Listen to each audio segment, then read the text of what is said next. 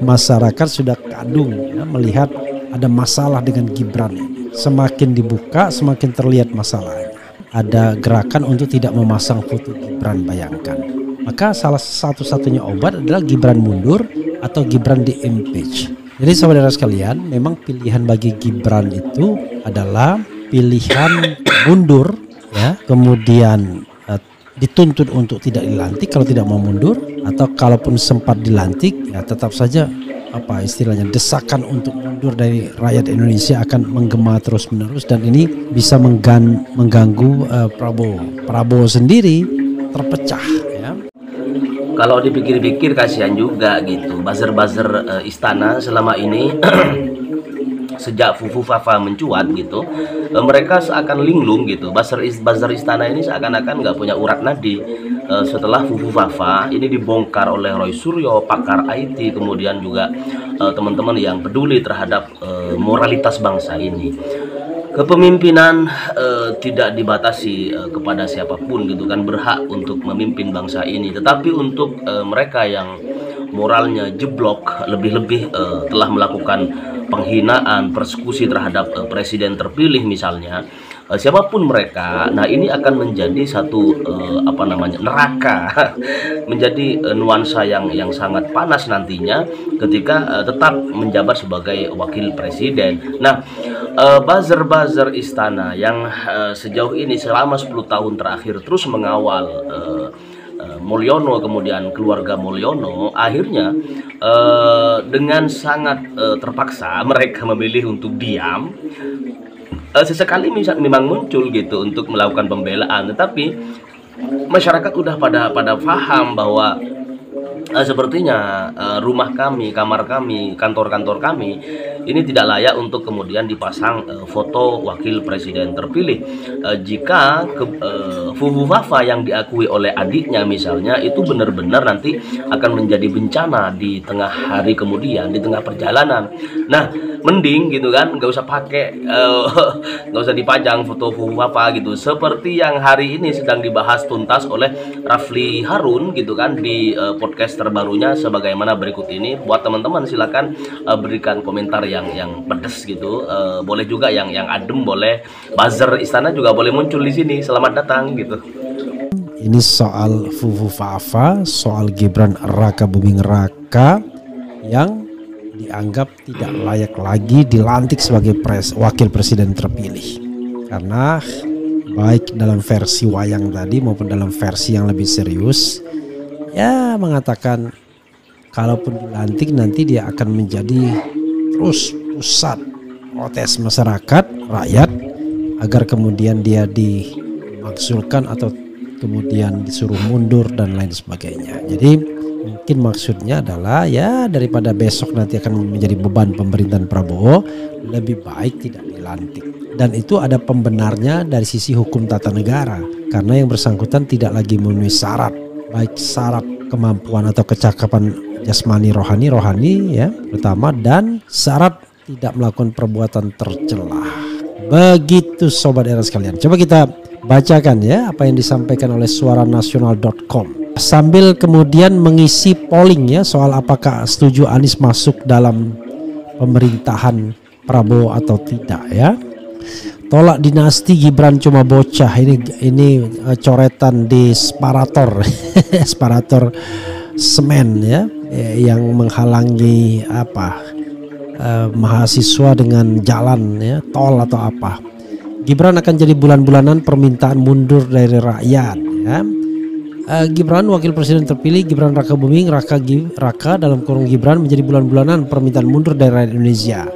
Jokowi akan tamat, anaknya Gibran menjadi bulan-bulanan. Kaisang tidak bisa mengharap, Iriana belum tentu selamat pulang ke Surakarta, kata pengamat politik dan kebangsaan Rizal Fadila kepada redaksi Suara Nasional. Gibran telah dibunuh oleh senjata Fufu Fafa milik Raka Buming. Keruntuhan moral dari calon pemimpin bangsa seperti sang adik Kaisang Nidra Derujat hingga hilang. Kini Gibran pun takut untuk tampil dengan percaya diri, sembunyi di tempat sepi. Kata Rizal, rakyat juga akan melakukan berbagai gugatan terhadap Jokowi atas berbagai kebijakan dan dugaan korupsi yang dilakukan mantan wali kota Solo itu. Rakyat dipastikan menggugat. Berkas keluarga Jokowi sudah berada di KPK, Bareskrim, Mabes Polri, dan di Pengadilan Negeri. Peradilan Pidana dan Perdata menunggu waktu. Permintaan maaf berulang tidak didengar, bahkan tidak dipercaya. Kadung terkenal sebagai tukang bohong, tegasnya.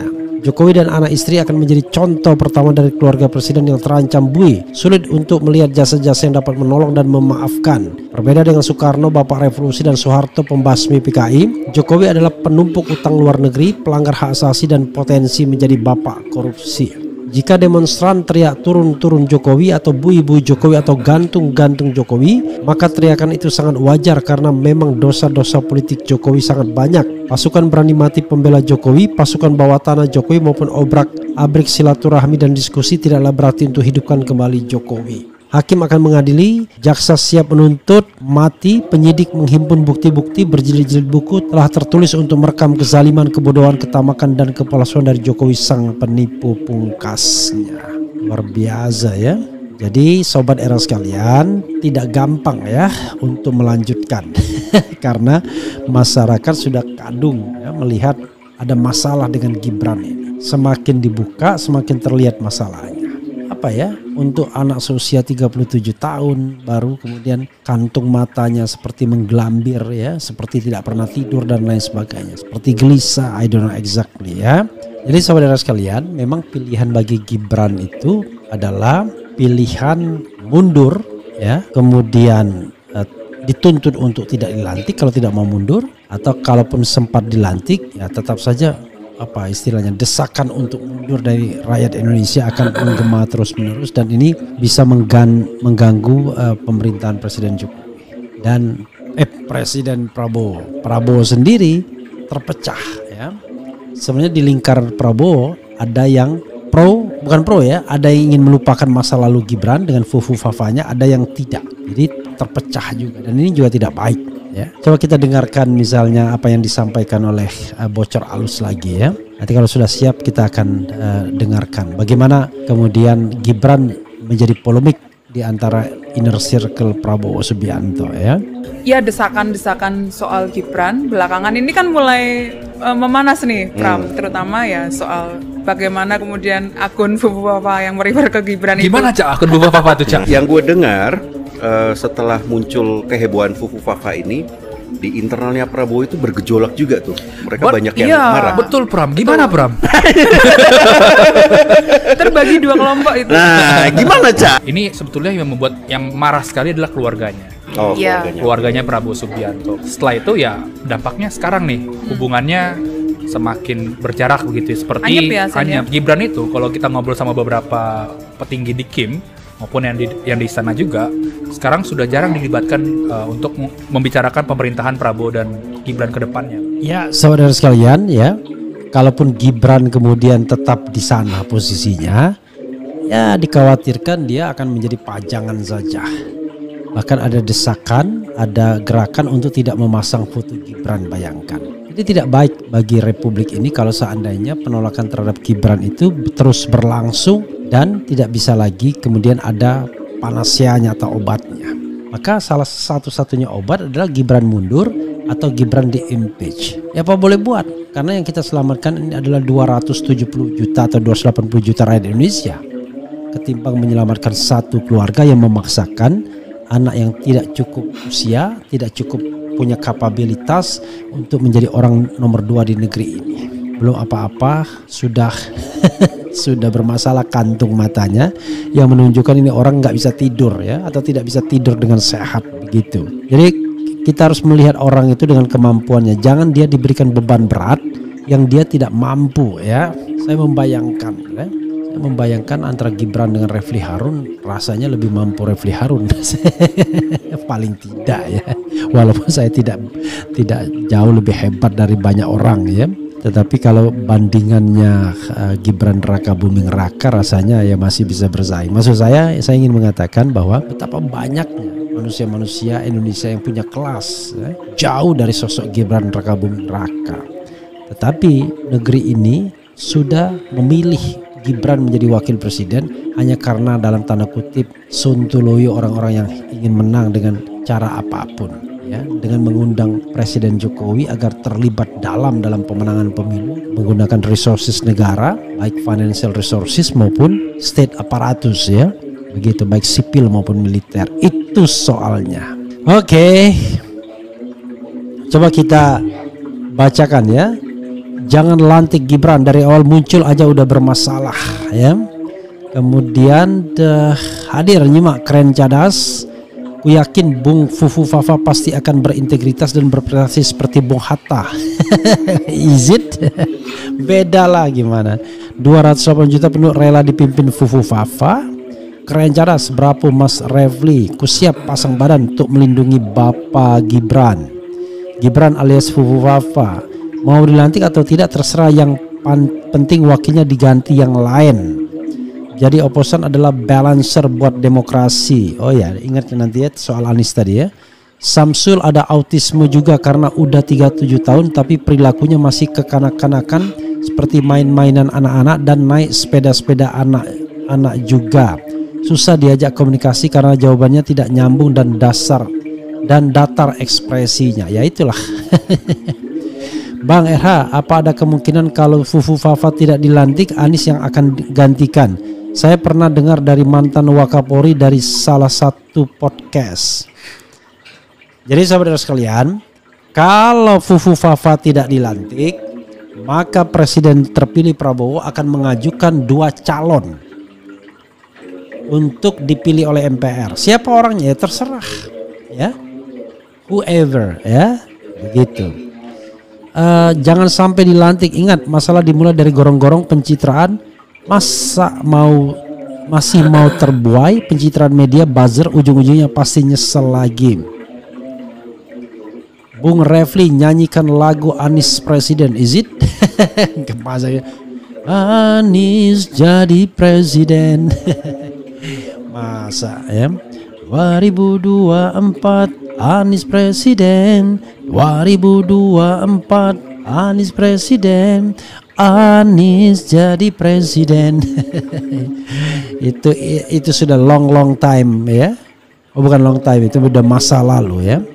Nanti dibilang nggak bisa move on lagi. Bang, kenapa Samsul kok nggak ngaku kalau dia itu Fufu Fafa, keajudannya Prabowo seperti yang dijelaskan Tempo, padahal adiknya mengakui bahwa Fufu Fafa adalah Samsul. I don't know exactly, ya kan? Kalau dia mengaku, dia kan dalam posisi maju kena, mundur kena, kata Warkop DKI, maju kena, mundur kena, ya. Bayangkan, mengaku salah, tidak mengaku salah juga. Tapi kalau dia punya kedewasaan, from the beginning dia harus mengakui Fufu Fafa itu adalah saya dan itu adalah masa lalu saya. Saya minta dimaafkan. Dan saya alhamdulillah terpilih dan kepercayaan itu akan saya emban sebaik-baiknya. Itu kalau dia punya kemampuan untuk melakukan yang namanya public communication. Ini kemampuan berkomunikasi ke publiknya yang nggak ada, tapi dijadikan wakil presiden. Ampun dah, ya. Oke. Apalagi ya? Mantap, keren cadas Bang RH. Oke, jangan ditampilkan itu, lihat matanya hanya untuk melihat porno. Oke, apakah Bang Refli Harun di blacklist TV One karena saya tidak pernah lihat RH di TV One? I don't know exactly. Terserahlah mereka, ya. Bang RH sambil putar lagu si Samsul Iwan Palace. Oke. Dan seluruh keluarga sudah dihina oleh Fufu Fafa. Tapi apa daya Pak Owo takut sama Wiwi. Bocil mau mimpin negara. Mulyono bakal jadi kayak Nazib Rajak, Bang. Mantan PM Malaysia yang dipenjara gara-gara korupsi. Si Samsul juga udah mulai panik dia. Memalukan Gibran. Apa maksudnya? Pak Gibran layak dijadikan tokoh panutan dan suri teladan bagi ratusan juta pemuda Indonesia. Hidup Bapak Gibran. Jangan dengarkan haters. Luar biasa Amca, ya. Siko nggak boleh mimpin, akan ada bahaya ban serep yang menggantikan ban yang pecah di jalan. Oke. Amca ini luar biasa, ya. Oke, nggak ada yang terindah lagi di negeri ini. Satu aja yang mau berbuat seenaknya aja, tapi sesungguhnya sangat susah untuk dikembalikan ke depan ke situasi yang dulu-dulu. Apa maksudnya? Bang Refli, Harun, apa benarkah Fufu Fafa itu ketikan hinaannya dari Pak Gibran kah? Lantas apakah akan disidang secara legal? Waduh, ini harus saya jelaskan lagi ya. Oke, saudara sekalian. Kemudian apa lagi ya? Mas selamat tetap dilantak walau Fufafa membayangi Prabowo. Harapanku 2029. Oke, amcai ya. Ya, saudara sekalian, itu saja yang bisa saya share ya. Wassalamualaikum warahmatullahi wabarakatuh. Assalamualaikum warahmatullahi wabarakatuh. Waalaikumsalam warahmatullahi wabarakatuh. Cukup wabillahi taufiq wal hidayah. Jadi saya senang sekali di sini ya. Saya kira saya tahu kenapa UNJ agak kritis ya, karena masih fresh air gitu ya. Udaranya masih belum terlalu polusi. Kira gitu ya. Jadi kawan-kawan semua, ini disuruh mengevaluasi 10 tahun pemerintahan Presiden Jokowi. Yang kata Bahlil Raja Jawa ya. Hati-hati kalau kita menyebutkan sesuatu itu harus jelas itu. Perawihnya siapa? Karena kalau keperawihnya kita saja itu sebentar lagi pasukan Raja Jawa itu akan mengadukan kita ke Bareskrim, ya kan?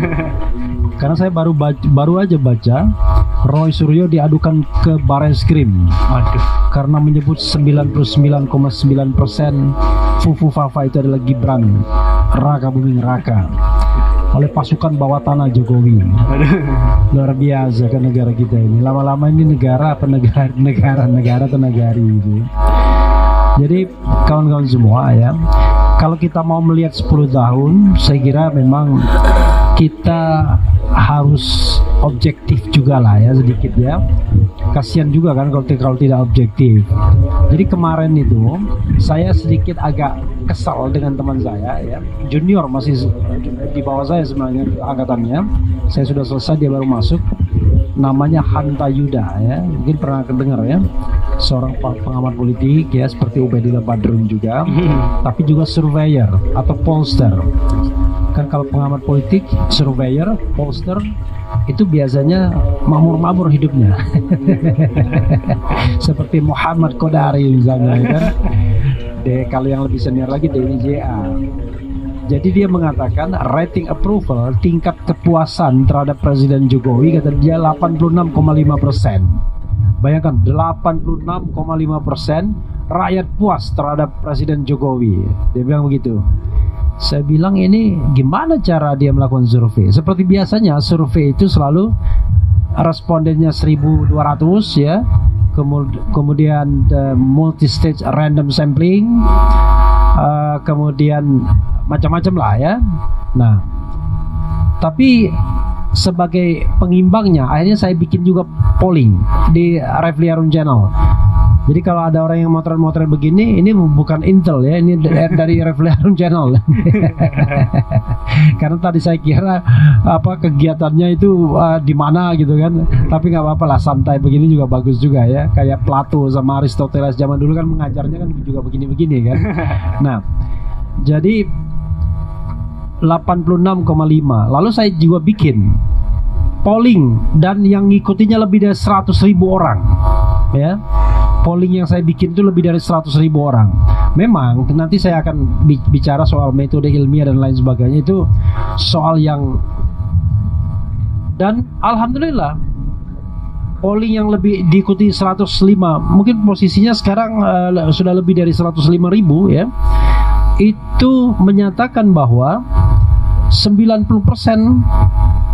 masyarakat Indonesia tidak puas kepada Presiden Jokowi. 90%. Yang tidak puas itu cuma 13% saja yang tidak puas. 77%-nya sangat tidak puas. Jadi kalau sangat tidak puas dan tidak puas digabung menjadi 90%. Jadi yang mengatakan puas 5%, mengatakan sangat puas 2%, yang tidak jawab 2%. Maka semuanya kurang lebih 100%. Kalau polling itu kadang-kadang jadi 101, kadang-kadang jadi 99. Kalau soal pembulatannya kan nggak disebut. Jadi kawan-kawan semua, dari sini terus terang saya merasa prihatin ya dengan perilaku teman-teman kita ya, yang pada akhir-akhir pemerintahan ini mulai ingin memake up, ngasih gincu kepada Presiden Jokowi agar terlihat bagus. Itu presiden yang pasti tahu bahwa dia banyak dimusuhi. Karena itu yang dilakukan adalah bagaimana menggerakkan kelompok-kelompok sipil. Kemarin ada pasukan berani mati tanggal 22 September kemarin. Setelah ditunggu-tunggu ternyata tak ada orangnya.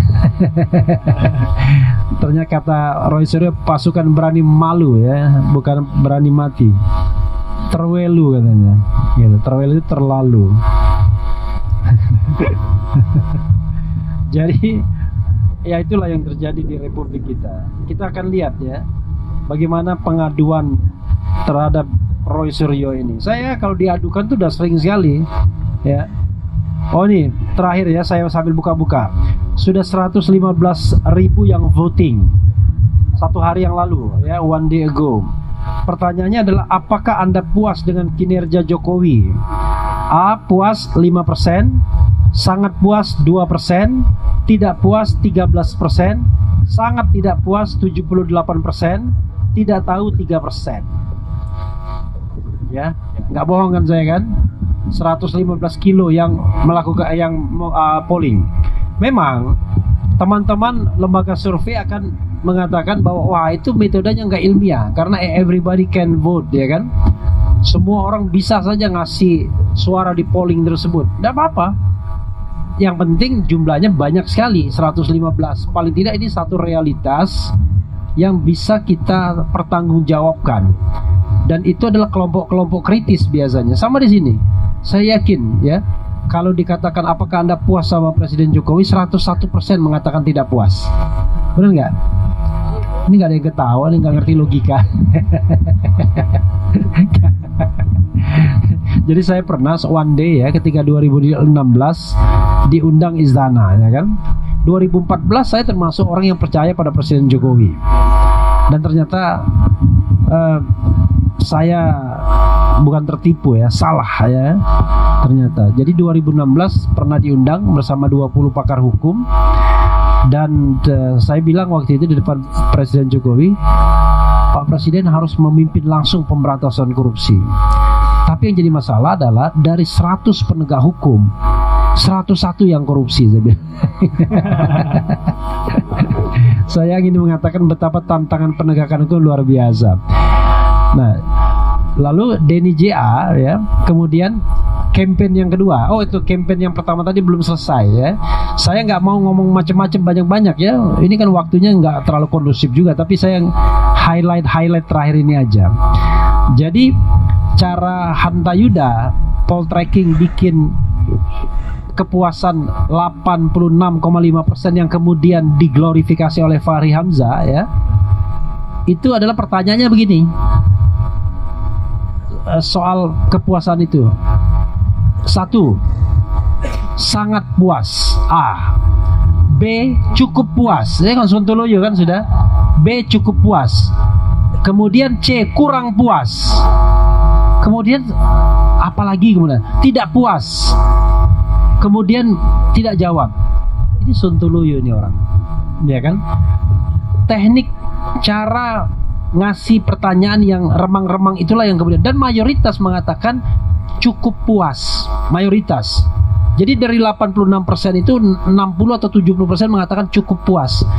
Orang Indonesia ya, terutama orang yang tidak terlalu kritis, itu jarang memberikan judgement yang keterlaluan. Biasanya ya yang tengah-tengah aja lah, kurang puas, cukup puas, gitu-gitu. Masa dia bilang sangat puas, cukup puas? Kan nggak begitu caranya. Kalau kita mau black and white, sangat puas, puas, ya kan? Tidak puas, sangat tidak puas, kan begitu jelas. Kalau mau lebih diametral lagi, puas tidak puas, itu lebih diametral, ya kan? Ini cukup puas, kurang puas, ya kan? Untung bilang agak puas, nggak ada agak puas ya. Agak puas. Nah itu teknik-teknik orang yang surveinya itu dibayar, kira-kira begitu. Biar kemudian mendapatkan sebuah judgment ya, sebuah penilaian yang memang baik. Oke. Satu lagi yang saya kritik juga, Denny JA itu udah pakarnya survei ya, pollster. Dia mengungkapkan, saya harus buka catatannya jangan sampai salah ya. Dia mengungkapkan 6 indikator untuk mengatakan 10 tahun pemerintahan Jokowi itu berhasil, kata dia. Dan sontoloyonya apa? Dia bandingkan kondisi 2014 sama kondisi 2024 ya, gila kan? Jadi 2014 bagaimana angkanya, 2024 bagaimana angkanya? 2015, 16, 17, 18, 19, 20, 22 nggak dihitung sama dia. Pokoknya depan dan belakang aja. Kalau depan sama belakangnya lebih banyak belakang, berarti maju, benar. Biru angkanya. Dia bilang merah, biru dan netral ya. Nah, coba misalnya yang paling sontoloyo itu adalah soal pemberantasan korupsi ya. Jadi kawan-kawan semua, soal pemberantasan korupsi ini salah satu indikator untuk mengatakan sebuah negara itu berhasil atau tidak. Biasanya pakai IPK namanya, Indeks Persepsi Korupsi atau CPI, Corruption Perception Index. Saya jelaskan, yang namanya IPK itu kalau angkanya 0 sampai 25 itu negara 0 sampai 20 0 sampai 25 itu negaranya itu sangat korup, ya kan? 25 ke atas sampai 50 negara itu korup, ya kan? Di atas 50 sampai 75 negara itu bersih. 75 ke atas sampai 100 nggak ada negara 100 itu malaikat ya, negeri malaikat, ya kan? Itu sangat bersih. Nah, Indonesia posisi hari ini adalah 34 alias masih korup. Bukan soal 34-nya itu yang jadi masalah. Yang jadi masalah adalah angka 34 itu sudah dicapai pemerintahan SBY 2014. Jadi indeks persepsi korupsi kita ketika SBY step down itu 34 dan SBY menaikkannya dari angka 20. Dari sangat korup menjadi korup, lumayan lah ya, masih korup juga. Tapi dari 20 ke 34 minimal naik 14 poin. Biasanya, kenapa ini? Biasanya yang paling susah itu adalah menaikkan angka tinggi kan. Kalau 20 ke 34, tapi kita juga harus apa? Kita harus hargai sebagai sebuah upaya. Jokowi pada era pertama yang menurut saya masih agak mending dibandingkan era kedua yang ugal-ugalan. Era kedua tuh era yang paling ugal-ugalan. Karena saya kira sudah ada Bahlil di situ mungkin ya. ini anaknya, anak-anak nih jangan nggak ngerti ya. Bahlil Anda nggak tahu siapa? Tahu ya. Saya nggak ada yang ketawa dia menyebut Bahlil ya. Bahlul sedih ya, gitu ya. Nah, ya. Tapi suara saya jelas kan? Jelas. Oke. Nah, jadi pada era pertama Presiden Jokowi, indeks persepsi kita pernah sampai 40 poinnya. Dicapai pada tahun 2019. Itulah yang paling the highest point, poin yang tertinggi. Sampai 40. Dan alhamdulillah setelah itu turun 37, naik sedikit 38, langsung terjun bebas jadi 34. Tidak pernah dalam sejarah turun sampai 4 poin. Saking kerennya Presiden Jokowi. Kemudian 2022, 2023 34 lagi. 2024 kita tidak tahu karena belum selesai kan. Nanti baru kita ketahuan pada 2025. Itu artinya apa? Kalau kita pakai perspektif langit ya, kalau angka Anda sama dengan 10 tahun yang lalu dan kualitasnya korup, rankingnya tambah turun, ya Anda nggak bisa dikatakan netral. Kalau Denny JA bilangnya netral katanya. Gimana mau netral? Itu berarti segala upaya untuk memberantas korupsi itu nggak ada yang berhasil. Sehingga indeks persepsi korupsinya jalan di tempat. Tapi kan tidak kurang. Oh kalau kurang celaka namanya, ya kan? Kalau dia kurang, itu sudah tidak punya legitimasi lagi untuk memimpin seharusnya, ya kan? Coba bayangkan. Nah, yang paling menggelisahkan adalah, dan diakui sendiri oleh DNIJA pakai angka, ternyata yang turun jelas-jelas angkanya itu adalah indeks kebebasan. Indeks kebebasan Indonesia makin lama makin turun, plus indeks kebebasan pers makin turun juga. Kalau indeks kebebasan pers itu dia bilang nggak turun karena ranking naik dan lain sebagainya. Padahal jelas-jelas di situ angkanya turun. Nah, karena itu kawan-kawan semua ya, kalau kita mengevaluasi secara keseluruhan, saya sampai bingung ya, di mana untuk mengatakan Presiden Jokowi ini berhasil. Oke, paling tidak ya, berhasil menambah jumlah gedung, iya. Menambah jumlah jalan, iya. Menambah jumlah pelabuhan, iya. Tapi ya, kalau Anda menguasai setiap tahun uang 3.000 triliun 3.000 triliun kurang lebih setiap tahun, masa Anda nggak bikin apa-apa, ya kan? Misalnya UNJ ini lebih jelek dibandingkan 10 tahun yang lalu, ya pasti Anda marah sama rektornya, benar nggak? Ini uangnya kemana, benar nggak? Tuh. Jadi itu adalah hal yang biasa aja. Kalau misalnya infrastruktur lebih baik dibandingkan 10 tahun yang lalu, wajar, karena anggaran ada.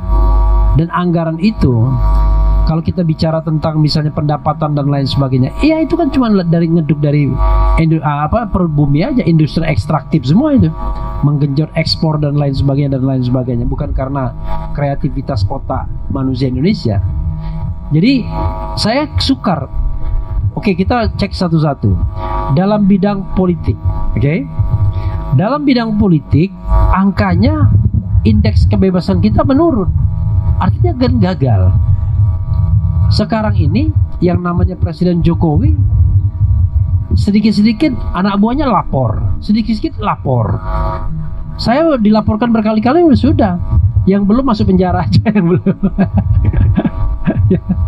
Jadi orang juga bingung kan, mau melaporkan, salahnya apa gitu. Kalau saya mengatakan kata Roy Suryo, Fufu Fafa itu adalah Gibran, ya kan? Apa salahnya? Udah dibilang 99,9%, dan itu didukung oleh bukti-bukti yang kicking, bukti-bukti yang tidak bisa ditolak lagi, ya kan? Netizen yang paling pintar sudah ngecek semua kan. Begitu ada di spill nomor handphone, dikirimin GoPay, ternyata muncul nama Gibran. Terakhir Selamat katanya, Selamat, namanya diganti jadi Selamat. Tapi begitu dikirim melalui virtual BCA, tetap Gibran. Nggak bisa, nggak gampang mengubah kalau di bank, ya kan. Kemudian tiba-tiba akun yang teridentifikasi itu di-mention oleh adiknya, bahkan di-mention oleh Presiden Jokowi sendiri. Lalu akun Fufu Fafa dan akun resminya catering itu membuat cuitan yang kurang lebih sama soal gimana caranya beli gunting. Jadi kita ini kan bukan orang bodoh. Dari hal-hal seperti ini sudah terlihat kalau Fufu Fafa itu bukan Gibran, sudah lama polisi bergerak menangkap orang yang namanya Fufu Fafa. Tapi bingung siapa yang mau ditangkap kira-kira. Iya kan? Sudah lama orang mengadukan akun Fufu Fafa. Loh, sekarang yang diadukan adalah orang yang membahas Fufu Fafa, bukan Fufu Fafanya yang diadukan. Kan nggak masuk akal. Itu bidang politik kita ya, yang kontemporer aja. Bidang ekonomi. Nah, bidang ekonomi ini ya, kawan-kawan semua ya, kira-kira kita ini hidup kita lebih baik atau lebih tidak baik? Ya, jangan terjebak pada kehidupan pribadi. Kalau kehidupan pribadi bisa lebih enak kita. 10 tahun lalu rumah saya masih bocor, sekarang nggak bocor lagi, ya kan? 10 tahun yang lalu saya nggak punya mobil, sekarang punya mobil. Bukan begitu. Itu yang namanya personal experience. Kalau personal experience, maka orang Jakarta yang dekat kekuasaan terutama senang semua. Yang tadinya miskin sekarang kaya raya, cukup jadi buzzer doang, ya kan? Bukan begitu cara mengukurnya. Cara mengukurnya banyak hal. Salah satu yang kita ukur misalnya, ya, tingkat kemiskinan, tingkat pengangguran, kemudian GDP, kemudian pendapatan per kapita dan lain sebagainya. Nah, salah satu yang paling kicking itu adalah yang paling menohok kita utang pemerintah. Ketika SBY itu mengakhiri masa jabatannya, sejak Bung Karno sampai SBY, utang pemerintah kita itu cuma 2.600 triliun. Ya. Utang pemerintah mulai di zaman Bung Karno sampai SBY terakhir itu cuma 2.600 triliun. Zaman Jokowi keren jadas, ya kan? Dia naikkan sampai 3 kali lipat. Menjadi sekarang posisinya sekarang kurang lebih 8.700 triliun. Anda bisa bayangkan, hanya dalam jangka waktu 9-10 tahun dia naikkan utang itu 3 kali lipat. Keren kan? Nah, kalau seandainya ya Anda bilang, tapi kan ada jalan, jembatan dan lain sebagainya, kita cek lagi. Kalau kita bicara mengenai apakah itu men-trigger arus barang dan jasa yang lebih baik, terbukti ternyata barang dan jasa tidak lebih murah dengan adanya jalan-jalan dan lain sebagainya, tapi lebih mahal atau sama paling tidak. Kan tidak berhasil, berarti ekonomi biaya tinggi itu masih terjadi. Oke, soal ekonomi itu satu indikator saja, banyak indikator lainnya. Soal hukum, ya. Kira-kira menurut Anda hukum Indonesia benar apa nggak di pemerintahan Presiden Jokowi? Tambah nggak benar hukum, ya. Sebagai contoh adalah di Indonesia nyawa manusia Indonesia itu murah. Bayangkan, banyak orang mati, tapi bisa jadi tidak ada orang yang dihukum. Contohnya KM50, nggak ada yang dihukum. Bahkan sehari pun nggak ada. 6 orang mati. Kanjuruhan, ada nggak yang dihukum? Enggak. Nggak ada yang dihukum. Angin yang dihukum. Makanya saya menciptakan lagu kan. Lagunya itu, begitu banyak sedih di hati bangsa ini, bertubi-tubi dilanda tragedi. 6 anak manusia meregang nyawa, tak ada keadilan untuk mereka. Ya kan? Itu 6 manusia. Ratusan mati percuma karena gas air mata, Kanjuruhan jadi ladang rintihan. Awalnya saya bikin ladang pembantaian, tapi nanti dicekal. Ladang rintihan, ya kan? Kita hanya menyaksikan, tak mampu menghentikan, segala cerita berlalu begitu saja. Ya itulah kita. Bayangkan orang lain ya, yang namanya begini udah mundur presidennya, ini enggak, sehari pun tidak ada. Nah, maka saya mengatakan terakhir ya, jadi kalau jadi politik, ekonomi, sosial paling tidak hukum. Sosial, pada masa pemerintahan inilah terjadi divided society, masyarakat yang terbelah, ya kan? Kelompok pendukung Jokowi sama orang yang barangkali kritis pada Jokowi, walaupun di tengah-tengahnya masyarakat yang apatis, ya kan? Tapi tidak bagus dalam sebuah demokrasi masyarakat yang apatis, yang tidak partisipatif, kan begitu. Coba bayangkan, tiap hari kita ribut sama buzzer, ya kan? Bikin konten dihina oleh buzzer. Menghinanya mending intelek, enggak, ya kan? Dia tidak mampu berargumentasi, yang ada sentimen yang dikeluarkan. Nah, untuk kemarin pendukung-pendukung Jokowi waktu saya di ILCIS kemarin malam sama Bang Karni Ilyas, agak jinak dah sudah sekarang, ya kan? Kelihatannya dia sudah mulai realistis gitu kan, gitu. Mulai mau mulai mendengarkan, mungkin ya, atau taktiknya nggak tahu. Tapi hari ini saya masih menyaksikan mereka mengadukan pasukan bawah tanah lagi kan, mengadukan Roy Suryo, bayangkan. Jadi ada divided society, sengaja dibelah. Salah satu kritik terbesar saya adalah baru kali ini ada presiden yang memelihara relawannya. Kenapa? Saya bilang berkali-kali, saya bilang setelah presiden menang harusnya relawan itu dibubarkan. Kenapa? Karena Jokowi itu belongs to the republic. Dia milik republik, bukan milik para buzzer. Jokowi juga harus, Prabowo juga harus begitu. Tidak boleh ada orang nanti setelah dia dilantik menggunakan nama Prabowo sebagai institusi apapun. Kalau enggak akan terjadi penyalahgunaan kekuasaan, ya kan? Orang mengidentifikasikan saya dan Prabowo, saya dengan ini, itu kan cari rantai kekuasaan, ya kan? Karena itu kita ke depan ya, kawan-kawan semua ya, banyak sekali yang ingin saya share ya. Intinya beginilah, anda paling yang mau tamat, ada yang mau tamat. Insya Allah Tolong tahun depan. ya, tolong kalau tamat jangan jadi tuh ketua BEM mana.